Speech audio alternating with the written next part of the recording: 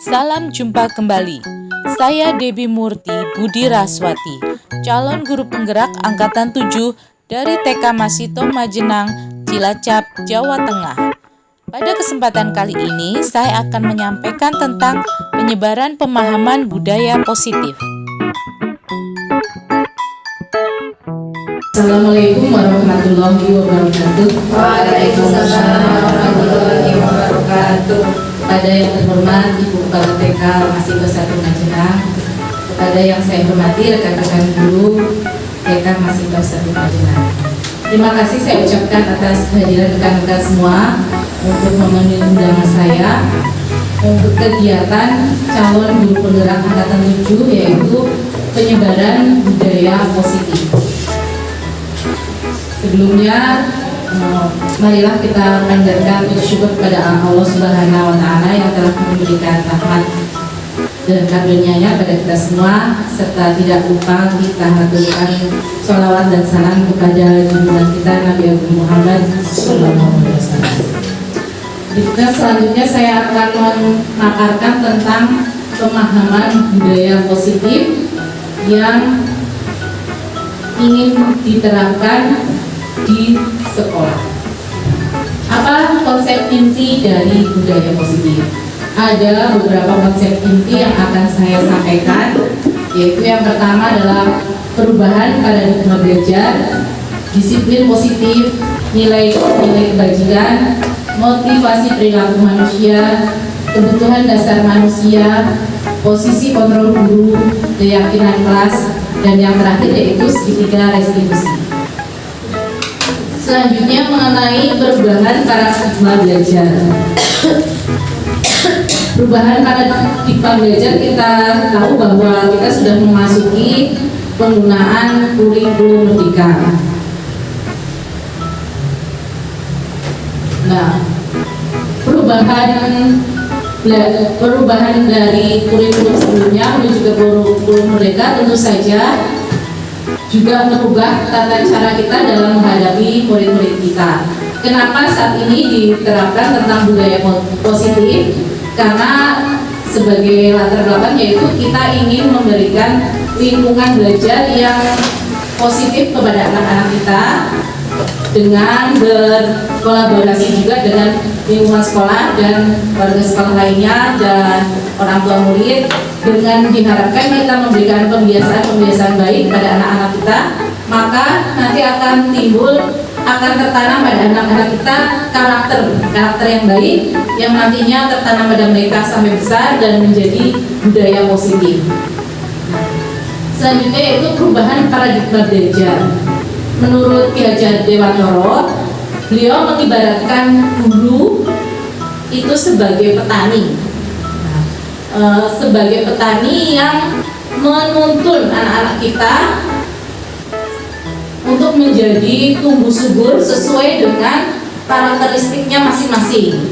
Nah, kita hanya memastikan bahwa tanah tempat mereka tumbuh, yaitu bisa diibaratkan sekolah, adalah tanah yang cocok untuk ditanami, lingkungan yang baik untuk mereka tumbuh dan berkembang sesuai dengan karakteristik dan keistimewaan mereka masing-masing.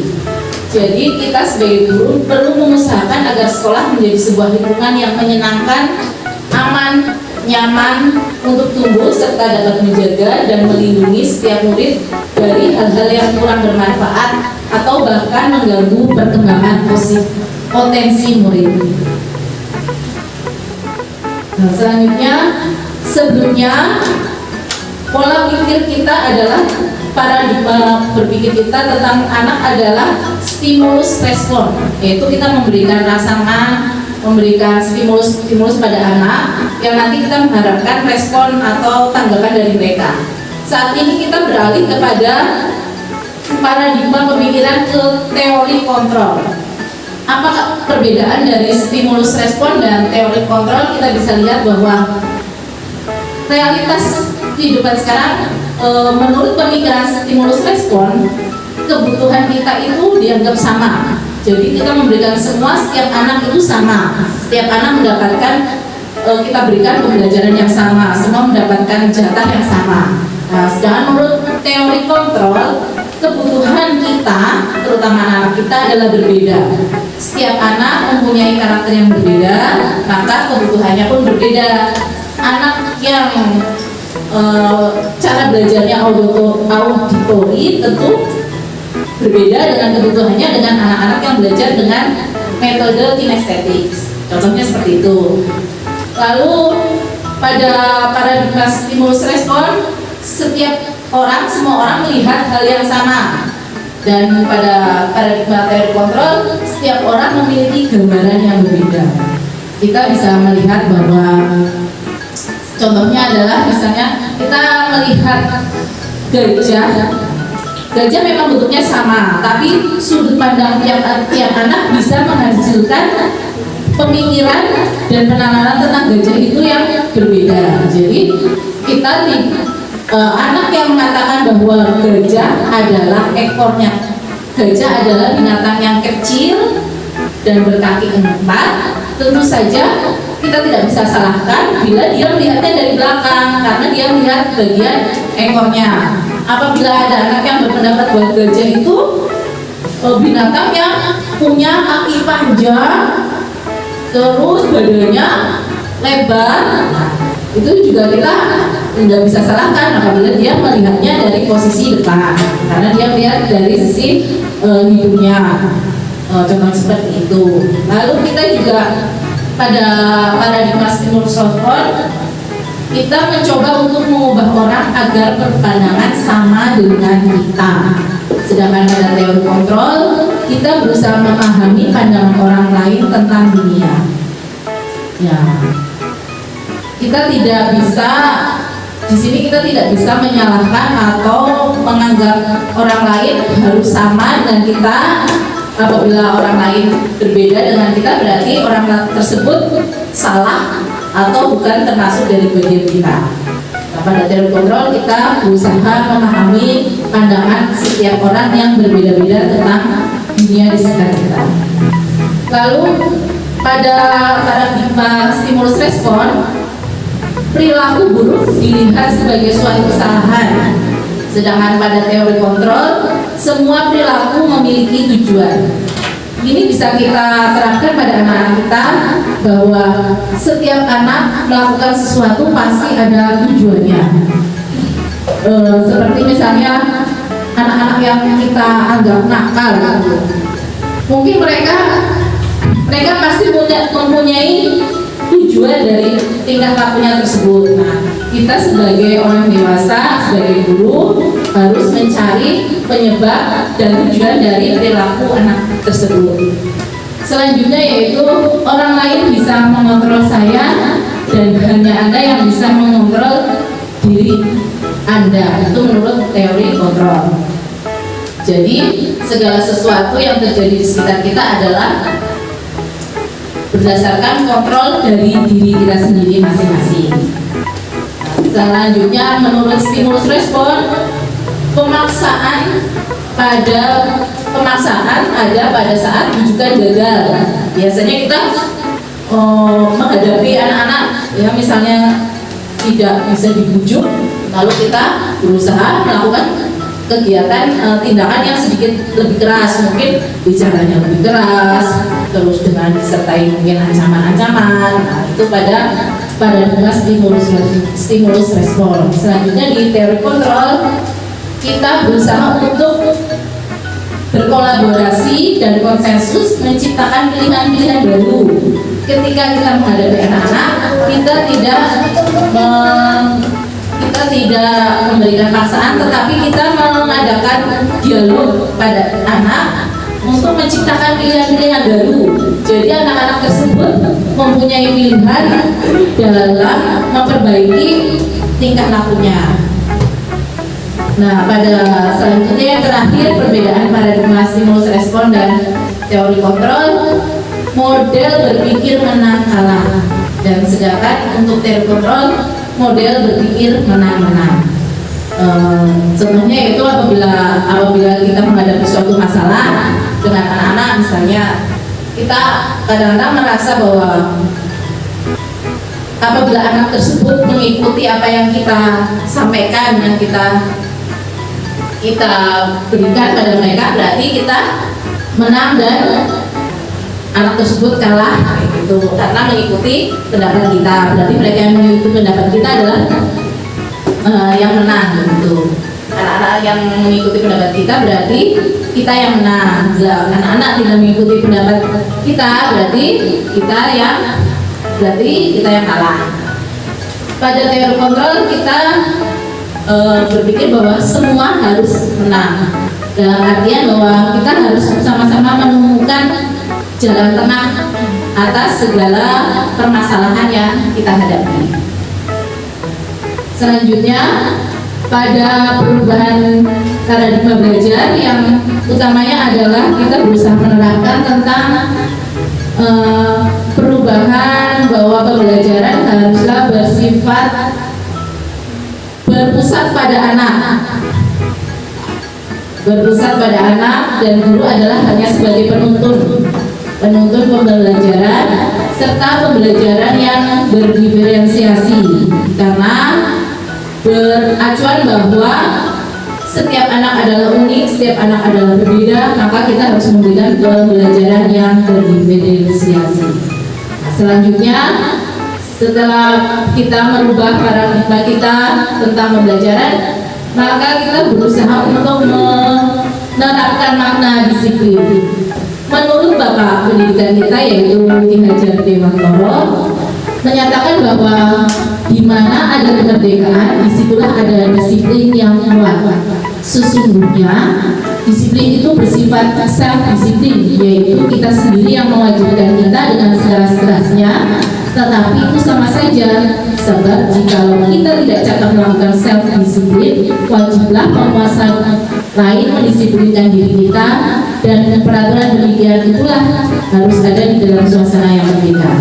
Jadi untuk menciptakan disiplin, sebaik-baiknya penerapan disiplin adalah dalam keadaan yang merdeka. Anak-anak kita melakukannya dengan keadaan merdeka dan gembira, muncul dari dalam dirinya sendiri. Nah, selanjutnya saya ingin melakukan suatu permainan. Monggo salah satu bisa maju. Nah, ini saya berikan suatu benda. Nah, apabila benda ini dipegang menjadi milik Anda, kalau ada orang lain yang ingin mengambil, bagaimana sikap Anda? Misalnya Anda harus mempertahankan, ini adalah barang berharga dan harus dipertahankan. Orang lain mau mengambil, nah itu bagaimana Anda bersikap? Tergantung apa alasan dia mengambil barang saya.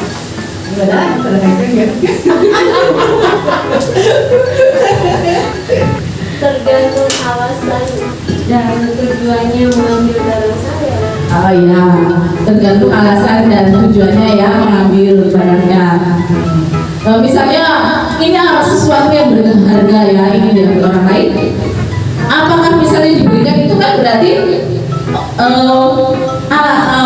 untuk memberikan itu kan berarti dari diri Anda ya alasannya ya, bukan dari orang lain ya. Saya Anda yang mempertimbangkan bahwa benda ini layak enggak untuk orang lain gitu. Apakah saya akan tahan atau akan saya berikan? Ya begitu ya. Ya, terima kasih. Begitu saja.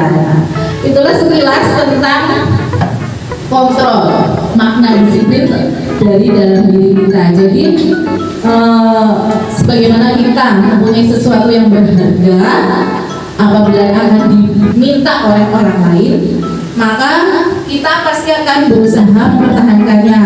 Dan itu tergantung adalah diri kita, apa akan diberikan atau dipertahankan. Begitu juga dengan disiplin.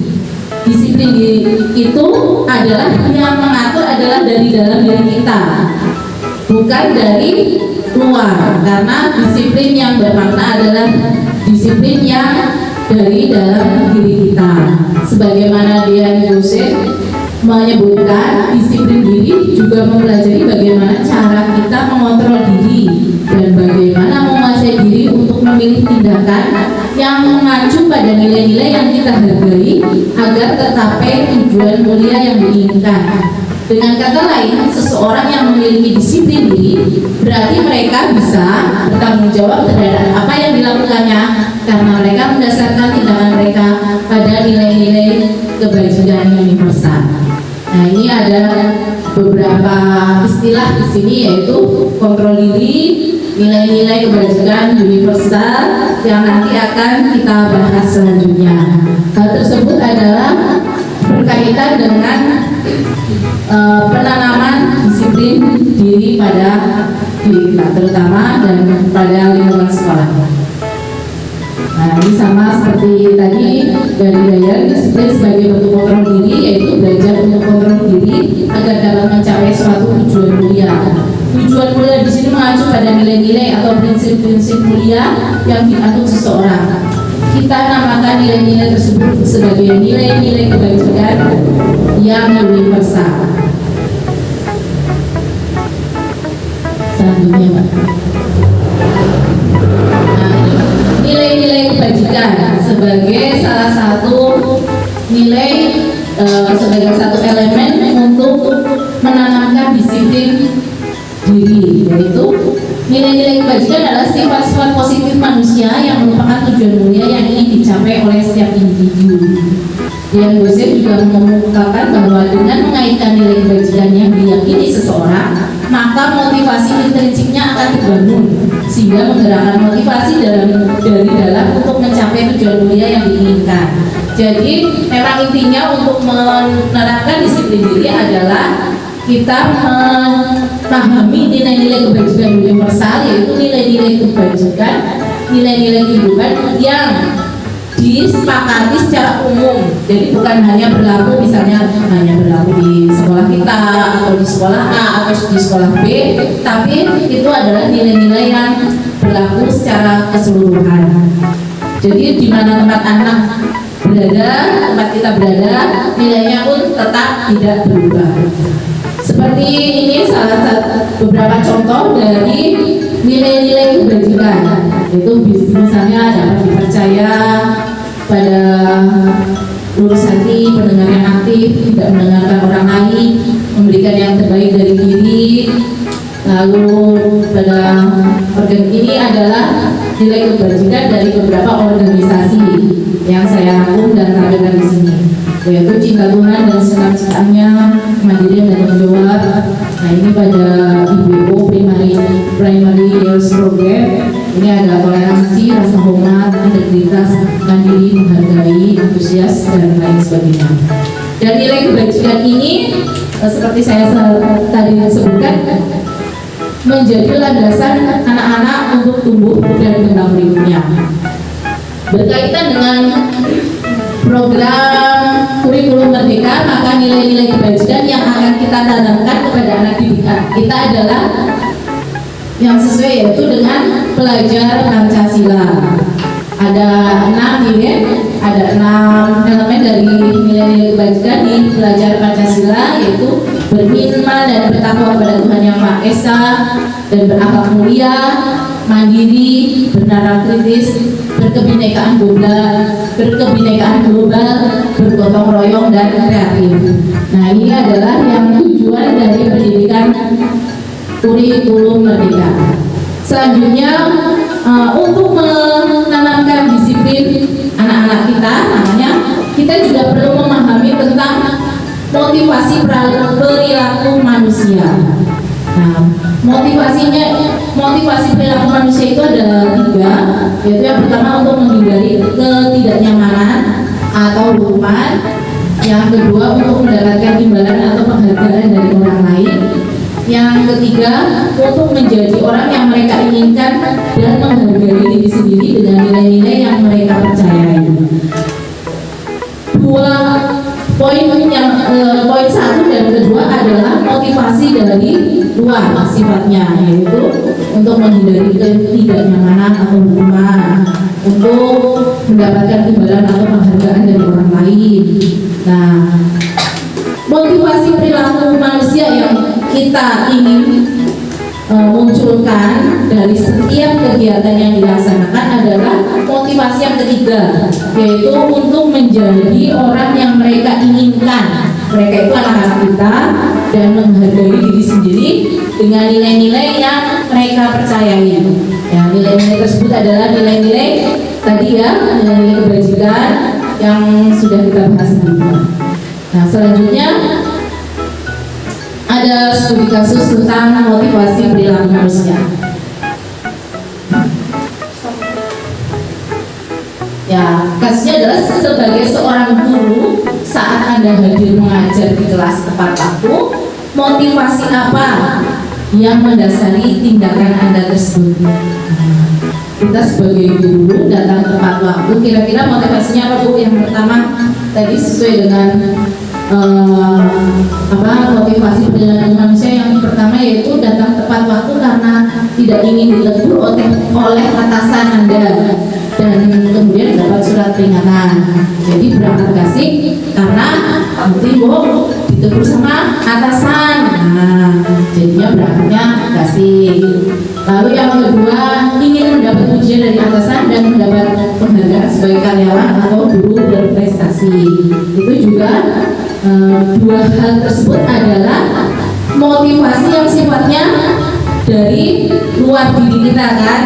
Nah, karena datang tepat waktu, karena mendapat surat peringatan, takut mendapat surat peringatan, berarti dari luar. Motivasi yang dari luar sifatnya hanya sementara. Coba kalau nggak ada kepala sekolahnya atau tidak ada atasan Anda, bagaimana kita? Enak-enak aja ya berangkat. Hari ini kepala sekolah udah berangkat, bisa berangkat siapkanlah ya, gitu ya. Contohnya salah satunya seperti itu. Nah, ini adalah motivasi menghindari ketidaknyamanan dan dukungan. Motivasi yang kedua yaitu mendapat ujian dari atasan dan mendapat penghargaan sebagai karyawan atau guru berprestasi. Ya, itu motivasi yang kedua, itu juga sifatnya dari luar. Karena misalnya tidak ada penghargaan sebagai guru yang disiplin. Nah, kira-kira orang yang dengan motivasi seperti ini mendapat ujian akan berangkat tepat waktu atau enggak? Tentu saja mereka enggak ya, karena nunggu karena mengharapkan penghargaan. Kalau udah nggak ada penghargaannya ya udahlah, kembali ke perilaku mereka sebelumnya yang mungkin tidak datang tepat waktu. Nah, selanjutnya motivasi yang kedua yaitu yang ketiga, ini adalah motivasi yang dari dalam diri kita sendiri, yaitu ingin menjadi orang yang menghargai waktu, menghargai diri sendiri sebagai teladan bagi murid-murid. Anda juga percaya karena tindakan Anda sebagai guru akan dicontoh oleh murid-murid Anda. Jadi motivasi yang ketiga adalah motivasi dari dalam diri kita sendiri, karena kita menghargai diri kita, bukan karena ingin dihargai oleh orang lain. Karena kita menganggap diri kita berharga, makanya kita juga harus merubah diri kita menjadi sesuatu yang berharga dilihat oleh orang lain. Contohnya untuk pada kasus ini adalah kehadiran tepat waktu. Ini adalah 3 motivasi perilaku manusia yang mendasari perbuatan dan tindakan yang biasanya kita lakukan. Nah, selanjutnya manusia untuk melakukan suatu tindakan atau melakukan suatu tindakan mempunyai 5 kebutuhan dasar, yaitu yang pertama kebutuhan bertahan hidup, kasih sayang dan rasa diterima. Yang ketiga penguasaan atau kebutuhan pengakuan atas kemampuannya. Yang keempat kebebasan, kebutuhan akan pilihan. Yang kelima yaitu kesenangan, kebutuhan untuk merasa diri disenangi, untuk merasa senang. Nah, ini kita ambil contoh, ada studi kasus yang Bu Ambar wali kelas 2A di SD kita sedang bingung menghadapi ulah salah satu murid di kelasnya, yaitu yang bernama Doni. Beberapa anak di kelas 2A telah datang padanya dan mengeluh Doni yang seringkali meminta bekal makan siang mereka dengan paksa. Jika Anda menghadapi situasi seperti Bu Ambar, apa yang Anda akan lakukan? Menurut Anda, kira-kira apa alasan Doni melakukan hal tersebut? Nah, tadi kita sudah mengetahui tentang 5 kebutuhan dasar manusia. Kira-kira, monggo, siapa yang mau menjawab? Menurut Anda, apa alasannya Doni melakukan hal tersebut di kelasnya? Apa yang mendasari berdasarkan 5 kebutuhan manusia tadi? Dihitung aja coba. 5 kebutuhan dasar manusia. Nah, ini sikap Doni itu kenapa alasannya kira-kira? Yang ada bumbu. Apakah kebutuhan bertahan hidup? Apakah kasih sayang, penguasaan, kebebasan, atau kesenangan?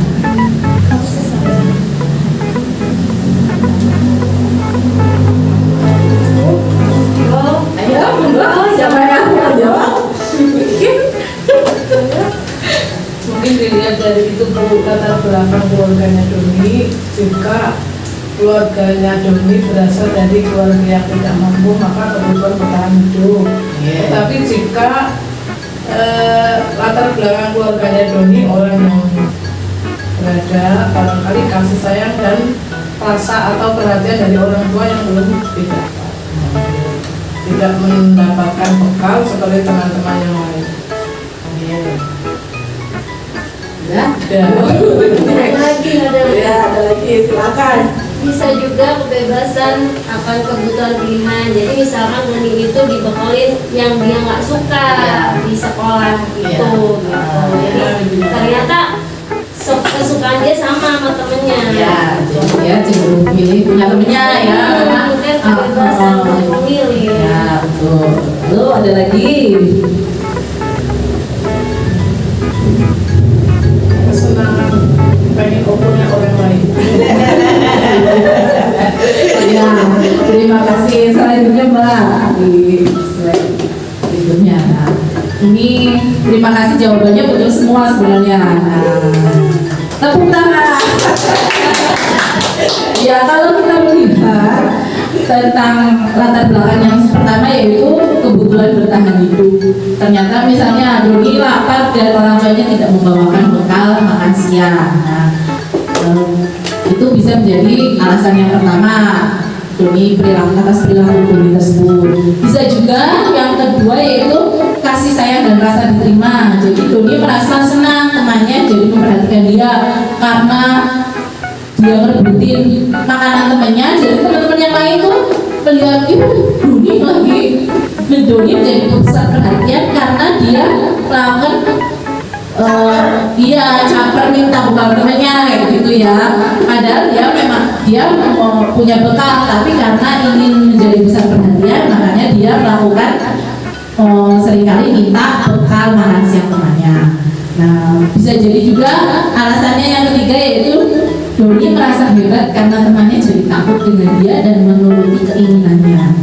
Ya, itu penguasanya. Jadi dia merasa jadi penguasa karena dia mampu mengalahkan dan menundukkan teman-temannya itu dengan meminta bekal temannya tersebut. Bisa jadi juga alasan perilaku Doni adalah yang keempat, kebebasan. Ya, tadi seperti disebutkan bahwa Doni ingin mencoba makanan teman-temannya yang beraneka ragam.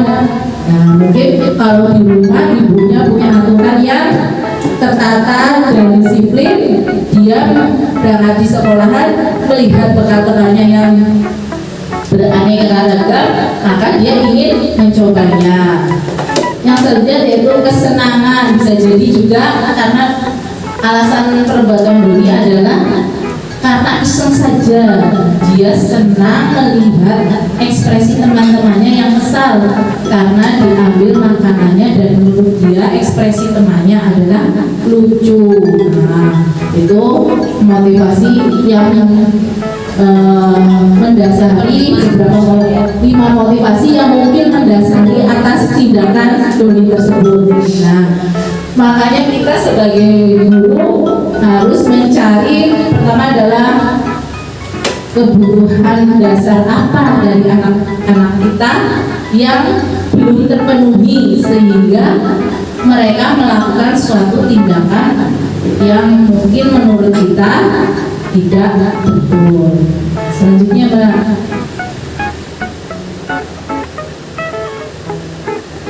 Nah, peran kita sebagai guru di sekolah mempunyai 5 posisi kontrol untuk menghadapi anak-anak agar dapat menciptakan disiplin di sekolah kita. Yang pertama yaitu penghukum, yang kedua pembuat merasa bersalah, teman, pemantau, dan yang terakhir adalah manajer. Yang pertama yaitu posisi kontrol guru di sekolah yang sebagai penghukum. Diartikan bahwa seorang penghukum bisa menggunakan fisik maupun verbal, jadi bisa menggunakan hukuman fisik maupun verbal yaitu ucapan. Orang-orang yang menjalankan posisi penghukum senantiasa mengatakan bahwa sekolah memerlukan sistem atau alat yang dapat lebih menekan murid lebih dalam. Jadi mereka menggunakan guru yang mempunyai kontrol sebagai penghukum, biasanya mereka menggunakan peraturan yang tegas, lalu hukuman baik hukuman secara fisik maupun secara ucapan. Itu yang ciri dari kontrol guru sebagai penghukum. Sedangkan yang kedua yaitu kontrol guru sebagai pembuat merasa bersalah. Pada posisi ini biasanya guru akan bersuara lebih lembut. Pembuat rasa bersalah akan menggunakan keheningan yang membuat orang lain merasa tidak nyaman, bersalah atau rendah diri. Lalu yang ketiga yaitu posisi kontrol guru sebagai teman. Guru di posisi teman menggunakan hubungan baik dan humor untuk mempengaruhi seseorang, yaitu mempengaruhi murid-muridnya. Sedangkan selanjutnya posisi kontrol guru yang keempat yaitu sebagai pemantau. Posisi pemantau itu berdasarkan pada peraturan-peraturan dan konsekuensi. Jadi guru pada posisi pemantau menyebutkan tentang aturan dan konsekuensi atas perbuatan anak tersebut. Yang terakhir yaitu posisi guru sebagai manajer, yaitu di mana guru berbuat sesuatu bersama dengan murid, mempersalahkan murid, mempertanggungjawabkan perilakunya, mendukung murid agar dapat mengemukakan solusi atas permasalahannya sendiri. Jadi secara tidak langsung guru adalah sebagai penuntun, pembimbing anak-anak untuk menyadari kesalahannya dan untuk memperbaiki kesalahannya sesuai dengan pemikiran dan ide yang timbul dari anak tersebut. Selanjutnya masih tentang posisi kontrol, yaitu pada contoh posisi kontrol guru pada suatu masalah yaitu ketika kegiatan senam bersama, Doni berlari-larian dan tidak mengikuti senam. Nah, perkataan guru ini, guru yang posisi kontrolnya sebagai pembuku, perkataannya seperti ini: Doni, kamu selalu saja nggak ngikutin senam. Atau Doni, nanti nggak boleh istirahat kalau nggak ikut senam loh. Nah, ini posisi kontrol sebagai pembuku.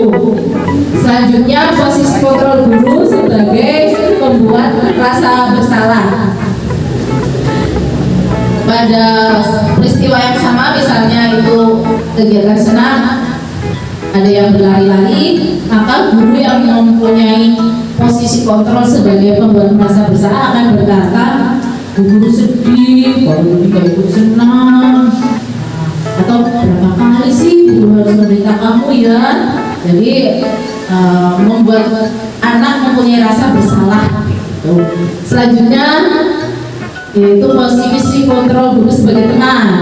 Nah, di sini guru sebagai teman biasanya tidak akan menyakiti mereka atau tidak, dan biasanya akan berusaha lebih dekat dengan mereka, menggunakan kata-kata yang bersifat seperti teman dan guyonan. Misalnya, dulu sedih kalau Doni nggak ikut senam loh.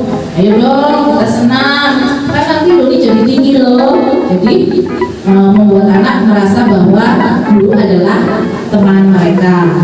Posisi kontrol yang keempat yaitu posisi kontrol pemantau. Sebagaimana tadi peristiwa ketika ada anak yang berlari-lari, misalnya perkataan guru sebagai pemantau adalah, tadi kamu tidak mengikuti senam, apa akibatnya kalau kamu tidak ikut senam? Atau Doni tahu kan kalau kamu mengikuti senam kamu harus menyambung kelas. Sekarang Doni nyambung kelas dan besok harus mengikuti senam ya.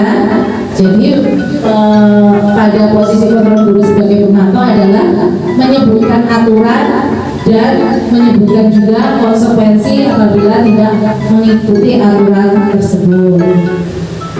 Posisi kontrol guru yang kelima yaitu manajer.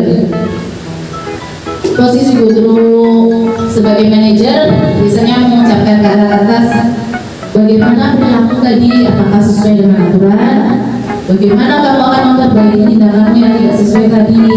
Nah, jadi guru menanyakan, berkomunikasi dengan anak, mengapa, mencari sebab mengapa terjadi perilaku tersebut pada anak tersebut, dan berusaha bersama-sama mencari solusi agar dapat menyelesaikan permasalahan.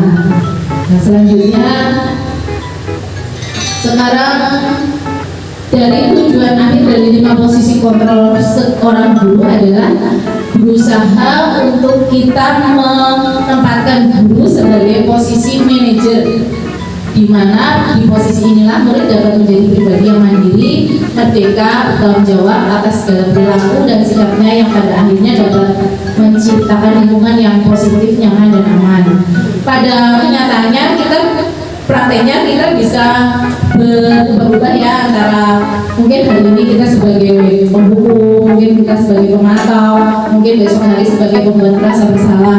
Tapi tujuan utama kita adalah guru sebagai manajer dalam menghadapi setiap perilaku dan permasalahan anak. Ini ada pertanyaan, coba kita lihat.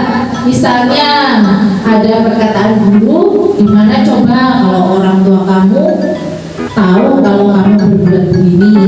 Kira-kira dari kalimat tersebut posisi kontrol guru yang mana yang kita pakai? Dari kalimat gimana coba kalau orang tua kamu tahu kamu berbuat begini. Dari 5 posisi kontrol tadi yang mana yang sedang kita lakukan?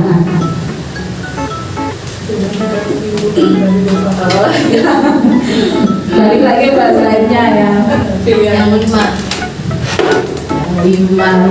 sekaligus.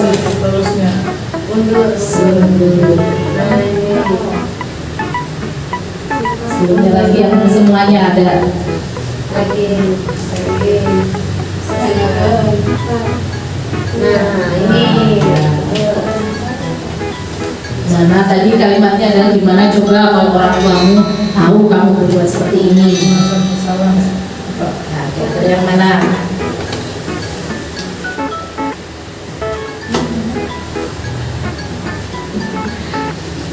Kalau saya merasa bersalah. Ya satu merasa bersalah, yang lagi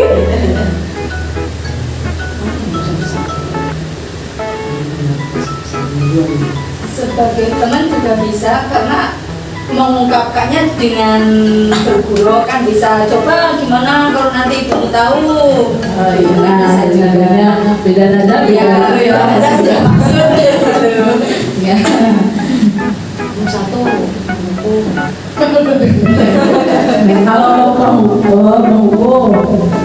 pembuku itu ada hukumannya, ada bentuk hukuman dari guru. Jadi sifatnya satu arah. Kalau pembuku itu dari guru tidak ada ancaman kepada anak ya, tidak ada ancaman ke orang tua gitu. Ya, tidak ada langsung. Ya, lihat dari anaknya dulu sendiri. gimana? Maksudnya lihat anaknya antara B sama A kan beda. Iya, makanya memang kita kalau misalnya menghadapi suatu anak kan memang harus melihat karakteristik setiap anak. Makanya kita posisi kontrol juga bisa berubah-ubah kayak gitu sesuai dengan anak-anak karakteristik anak yang kita hadapi. Bapak kalau dibilang bas Tapi ada yang takut kalau dari rumahnya itu orang tuanya emang sudah membiasakan seperti itu kan, jadi karena di kelasku juga ada yang begitu. Kalau misalnya udah di kayak sebagai apa ya, ancaman kayak gitu loh. Kalau bu guru sampai bilang awas loh nanti kalau nggak mau ikut kegiatan atau apa nanti ibu, nah itu langsung posisinya dia itu langsung konsentrasi langsung mengikuti hal yang lagi dikerjakan gitu. Tapi kalau udah ya berkeliaran kayak gitu ya, udah kesana kesini terus kita ucapkan itu dia langsung diem kayak gitu. Tapi ada anak yang diungkapkan seperti itu nggak ada respon sama sekali juga ya, mungkin karena kebiasaan di rumah sama orang tuanya sudah seperti itu, mungkin jadi orang tuanya merasa ditakuti sama anak kayak gitu. Iya, disiplin dan Ada jadi apa ya, pendidikan di rumah sangat mempengaruhi juga di sekolah, respon anak terhadap peraturan yang kita berikan. Ya tadi yang pertanyaan tadi yang itu bagaimana kalau orang tua tahu, itu adalah jawabannya adalah ya posisi kontrol guru sebagai pembuat merasa bersalah ya.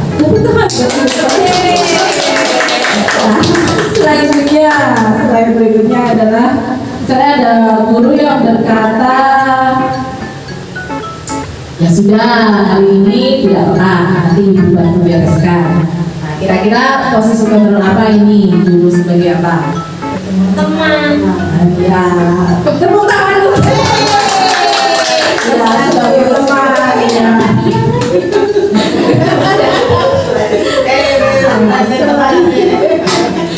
Posisi kontrol. Ya, kalimat berikutnya yaitu pasti kamu selalu yang terakhir selesai. Siapa yang memantau? Memantau?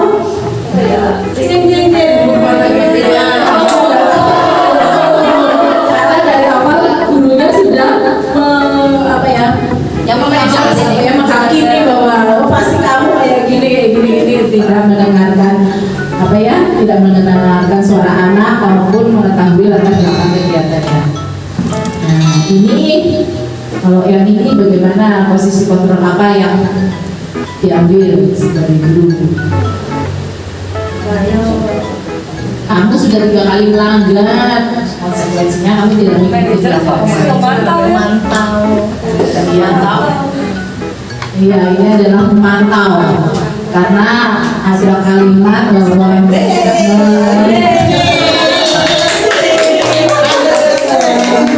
ada aturannya seperti ini dan konsekuensinya ini adalah kalimat dari guru sebagai pemantau. Selanjutnya, nah sudah tadi tentang 5 posisi kontrol ternyata sudah selesai. Selanjutnya kita sudah memahami posisi kontrol kita sebagai guru, dan selanjutnya kita akan mencoba metode penerapan disiplin.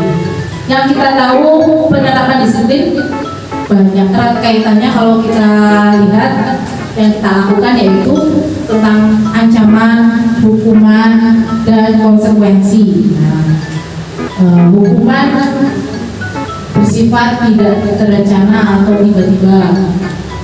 Kalau misalnya menerapkan disiplin dengan metode hukuman sifatnya tidak terencana, jadi langsung tiba-tiba bersifat satu arah dari pihak guru yang memberikan, bisa berupa fisik maupun psikis. Jadi terserah gurunya untuk menerapkan disiplin melalui hukuman sesuai dengan penilaian dan karakter disiplin tersebut. Yang kedua yaitu menerapkan disiplin dengan metode konsekuensi. Ya, sudah direncanakan, sudah dibuat konsekuensi dari guru dan sekolah misalnya, dan murid juga mengetahui akibatnya bila melanggar. Konsekuensinya juga diberikan data. Nah, misalnya itu yang hukuman seringkali yang tidak tertulis ya, aturan-aturan yang tidak tertulis. Nah, itu biasanya guru memberikan hukuman agar untuk penerapan disiplinnya. Sedangkan untuk metode konsekuensi biasanya pada penerapan disiplin dengan aturan yang tertulis. Jadi misalnya di sekolahan sudah ada aturannya, berangkat sekolah 15 menit sebelum bel sudah di sekolah. Itu ternyata anak melanggar. Nah, itu ada konsekuensinya berdasarkan data atau laporan dari wali kelas atau petugasnya, itu misalnya seperti itu konsekuensi. Dan metode penerapan disiplin yang ketiga yaitu restitusi. Pernah mendengar istilah restitusi? Saya juga baru dengar ketika jadi calon guru pembawa. Restitusi adalah proses menciptakan kondisi bagi murid untuk memperbaiki kesalahan mereka, dan proses kolaboratif yang mengajarkan murid untuk mencari solusi untuk masalah. Jadi pada kegiatan restitusi ini, penerapan disiplin dengan metode restitusi ini, untuk menerapkan disiplin kita melakukan proses dengan anak untuk memperbaiki kesalahan yang telah mereka perbuat, dan juga mengajarkan dan melakukan kolaborasi dengan anak untuk mencari jalan keluar atau solusi untuk permasalahan yang mereka hadapi atau mereka lakukan. Karena seperti tadi yang pertama teori kontrol, paradigma teori kontrol, bahwa kembali lagi kita setiap anak bahwa segala tindakan adalah mempunyai tujuan. Makanya kita pada penerapan disiplin restitusi kita melakukan proses dengan anak, jadi berkolaborasi antara guru dan anak untuk menyelesaikan masalah agar disiplin dapat diterapkan melalui dengan kesadaran dari dalam diri anak, bukan atas pengaruh dari luar yang tadi ya, pengaruh misalnya adanya hukuman atau konsekuensi. Jadi anak-anak benar-benar menyadari melakukan penerapan disiplin itu karena menyadari pentingnya akan nilai-nilai yang mereka, nilai-nilai kebajikan yang mereka terima, gitu, mereka yakini. Lanjutnya.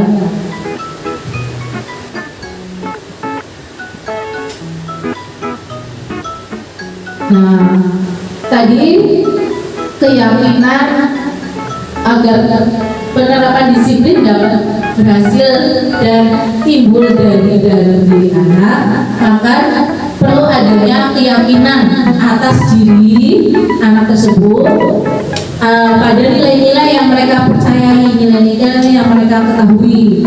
Nah, untuk itu maka diadakanlah keyakinan kelas. Ini apa itu keyakinan kelas dan mengapa bukan peraturan kelas? Keyakinan kelas yaitu mendasarkan pada bahwa apabila kita menggunakan istilah peraturan kelas itu biasanya hanya merupakan serangkaian peraturan tertulis tanpa makna. Jadi apabila kita menggunakan keyakinan berkelas itu adalah sesuatu yang sudah diyakini dan berasal dari dalam diri seseorang, jadi akan lebih tergerak dan semangat untuk menjalankan keyakinannya. Kita ambilkan contoh saja, kita bila berkendaraan menggunakan helm. Menggunakan helm, kenapa kita berkendara menggunakan helm? Biar aman. Itu peraturan. Yang mengikuti peraturan juga ya. Tapi misalnya nggak ada peraturan, tidak ada peraturan bahwa kewajiban memakai helm. Orang bener ya mbak? Ya berarti tetap aja Kak, untuk orang-orang yang sudah sudah mempunyai keyakinan, pasti dia akan menggunakan helm walaupun tidak ada polisi, hanya dekat dan segala macam peraturan lainnya ya. Pasti mereka tetap sudah yakin karena yang dilindungi adalah dirinya sendiri ya, bukan orang lain, bukan pak polisi, bukan pengendara yang lain. Makanya dia tetap pakai helm kemanapun dia pergi. Beda dengan orang yang bawa, oh aturannya kan harus pakai helm, nggak ada polisi, nggak usah pakai helm, nah dekat ini nggak usah pakai helm. Nah itu soalnya beda antara keyakinan dan peraturan kelas, keyakinan kelas dan peraturan kelas. Makanya kita mencoba menerapkan pada anak-anak kita adalah keyakinan kelas agar anak-anak meyakini nilai-nilai yang mereka percayai itu diterapkan di sekolah dan tanpa ada pengawasan pun mereka yakin dan melaksanakan nilai-nilai tersebut. Seperti misalnya menyayangi teman, nggak harus ada gurunya. Apabila anak-anak sudah mempunyai keyakinan bahwa menyayangi teman adalah nilai yang harus mereka jaga, mereka pasti akan berusaha menyayangi teman-temannya. Berbeda dengan misalnya harus peraturan tidak boleh memukul teman, tidak boleh.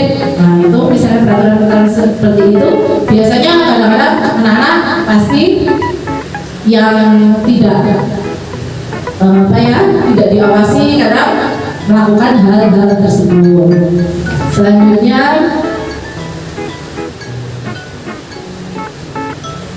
kita bahas tentang keyakinan kelas.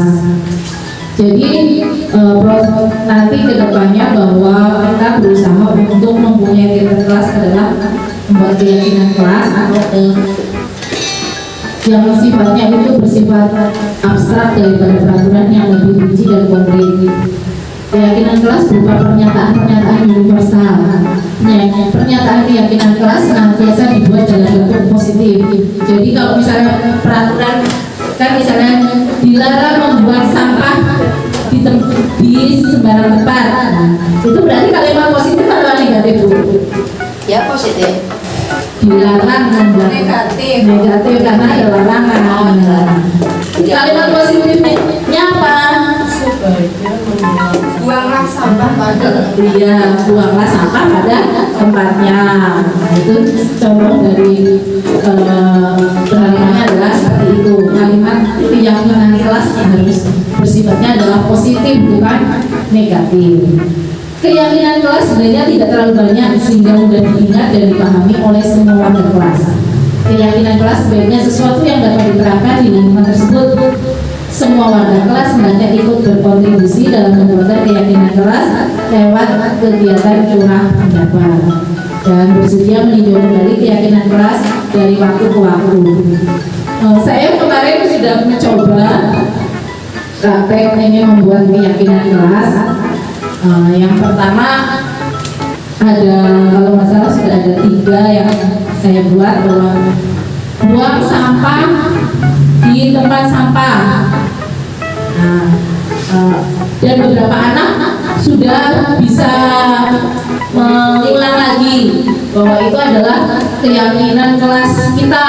Misalnya ada sampah yang tidak dibuang di tempatnya dan berceceran, beberapa anak sudah ada yang bisa protes dengan temannya bahwa itu tidak sesuai sama keyakinan kelas kita gitu. Nah, berarti sudah ada mulai beberapa anak kesadaran akan keyakinan kelas tersebut bahwa membuang sampah harus di tempat sampah. Nah, ini beberapa kalimat keyakinan kelas yang bisa kita terapkan, misalnya kembalikan barang ke tempatnya. Sebenarnya mungkin kita sudah menerapkan ya di kelas-kelas kita, cuma tidak di evaluasi. Ya tidak dievaluasi dan tidak tertulis. Walaupun mungkin anak-anak TK belum bisa baca ya, belum mengerti tulisannya apa gitu. Tapi kalau misalnya ditulis, ternyata ini keyakinan kelas sebaiknya adalah ditulis dan disepakati bersama dengan warga kelas tersebut. selanjutnya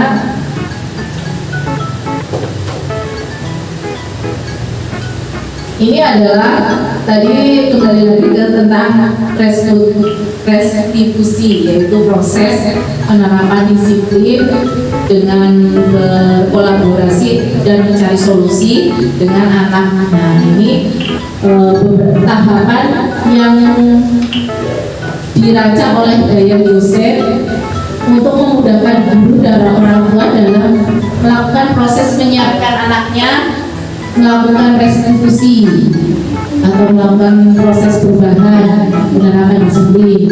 Nah, ini ada segitiga. Yang pertama apabila menstabilkan identitas. Ini adalah kata-kata tersebut adalah kata-kata yang dilakukan guru atau orang tua apabila anaknya menghadapi suatu masalah. Yang pertama yaitu kita melakukan menstabilkan identitas. Misalnya kita memberikan kalimat-kalimat, setiap orang pasti pernah melakukan kesalahan, kamu bukanlah satu-satunya yang pernah melakukan kesalahan. Guru juga dulu pernah melakukan kesalahan seperti itu. Itu adalah menstabilkan identitas. Jadi anak tidak dikecam dengan kesalahan yang dibuat, tapi bahwa anak merasa dihargai bahwa oh iya ternyata melakukan kesalahan itu tidak apa-apa. Selanjutnya adalah memvalidasi tindakan yang salah. Kita juga setelah memberikan tadi menstabilkan identitas anak terhadap kesalahan yang dilakukan oleh anak, selanjutnya kita validasi tindakan yang salah. Kita menanyakan pada anak kenapa anak tersebut melakukan suatu hal, terus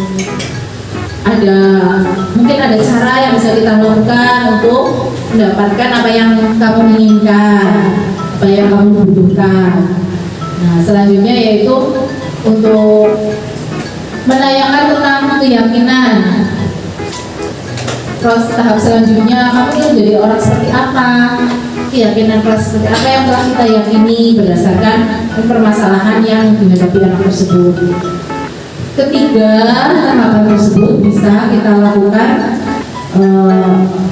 tidak harus berurutan, tetapi sebaiknya kita lakukan hal tersebut kita lakukan bersama-sama saat menghadapi suatu masalah dalam membimbing anak-anak kita untuk memperbaiki kesalahannya.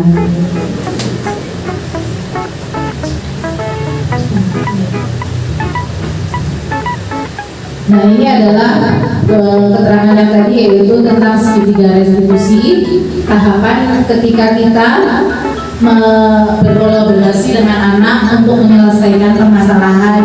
Yang pertama yaitu menstabilkan identitas, bertujuan untuk mengubah identitas anak dari orang yang gagal karena melakukan kesalahan menjadi orang yang sukses.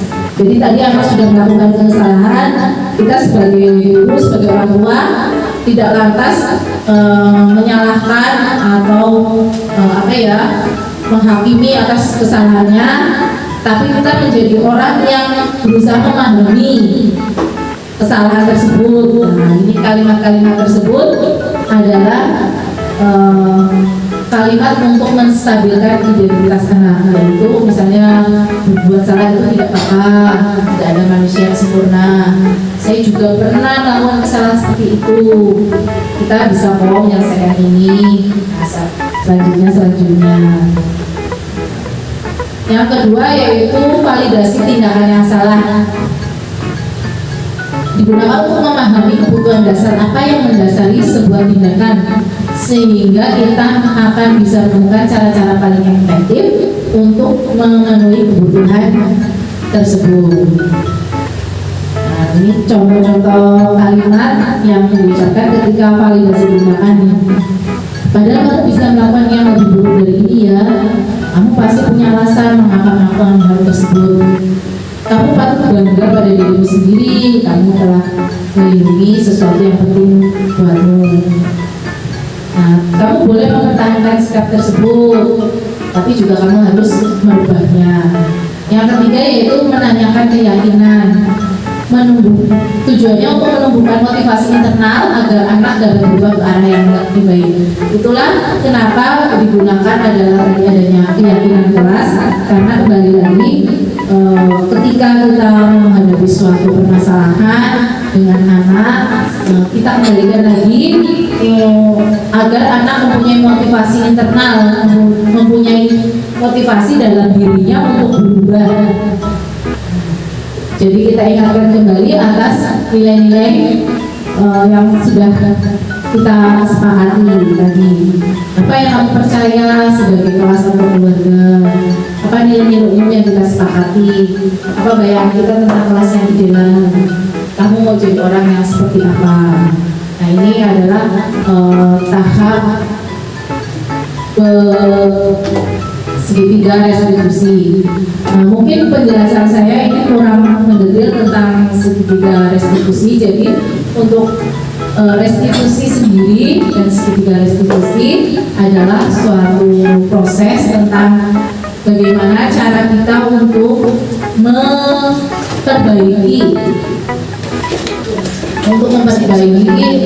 menghadapi masalah anak-anak dengan cara yaitu tadi tahapan segitiga restitusi, yaitu prosesnya yaitu dengan menanyakan. Jadi tidak langsung menghakimi anak, tapi kita mengadakan dialog dengan anak. Lalu kita juga mengajak anak untuk mencari solusi atas permasalahannya sendiri dengan ide dari anak, bukan ide dari kita. Misalnya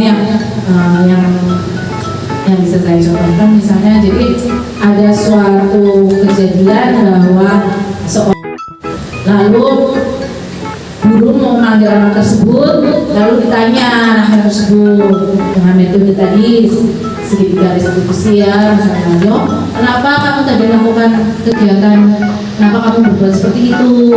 Iya tadi ya, kamu pasti sedih ya kalau ada temanmu ya nakal, atau apabila kamu disakiti temanmu pasti sedih ya, betul juga pasti juga sedih kalau seperti itu. Terus selanjutnya kita juga lanjut ke tahap gimana ya solusinya kalau misalnya untuk memperbaiki kesalahan temannya tersebut atau kesalahan yang kamu perbuat misalnya. Jadi anak diajak untuk menyadari kesalahan yang dia buat untuk dikembalikan lagi nanti ke keyakinan kelasnya. Nilai-nilai yang tadi kita sudah tanamkan pada mereka, anak sudah tahu nilai apa yang mereka langgar. Jadi nanti kita bisa kembalikan ke anak lagi untuk memahami agar tidak melanggar di kemudian hari. Itu pemaparan singkat saya tentang disiplin positif. Nah, menurut standar nasional pendidikan dalam penerapan program disiplin positif, hendaknya guru memiliki standar kepribadian, profesional dan sosial yang baik, di mana guru mampu beradaptasi pada posisi kontrolnya saat ini.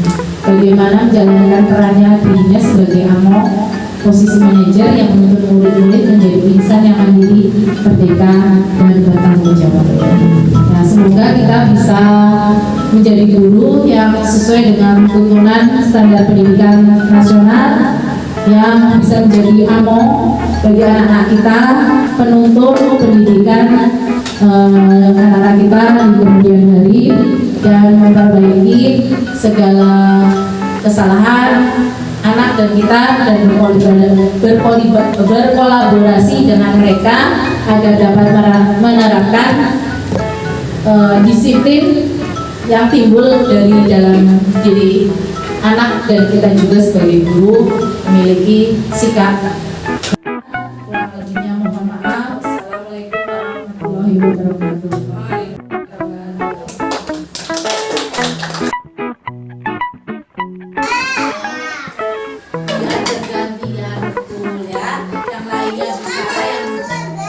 Satu orang bicara, yang lainnya